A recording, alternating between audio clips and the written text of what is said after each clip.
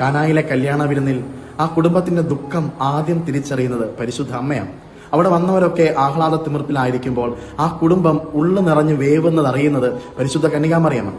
അവൾ ആ നീറ്റിലറിഞ്ഞിട്ട് ആദ്യം പറയുന്നത് ഈശോയോടാണ്. കാരണം അവൾക്ക് നല്ല ബോധ്യമുണ്ട്, ഒരു മനുഷ്യന്റെ ജീവിതത്തിലെ ഏത് സങ്കടത്തിനും പരിഹാരം തരാൻ തന്റെ പ്രിയപുത്രന് മാത്രമേ സാധിക്കൂ.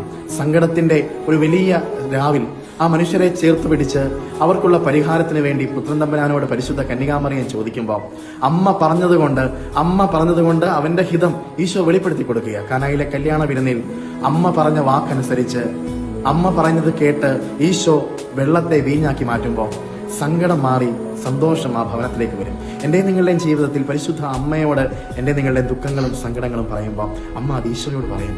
തീർച്ചയായിട്ടും ഈശോയ്ക്ക് അത് കേൾക്കാതിരിക്കാൻ പറ്റില്ല. ഈശോ ആ സങ്കടങ്ങൾ ഏറ്റെടുക്കും, അതിന്മേൽ ഉത്തരം തരും. പരിശുദ്ധ കന്യകാമറിയം എന്നെ നിങ്ങളെയും ആശ്വസിപ്പിക്കുന്ന അമ്മയാണ്.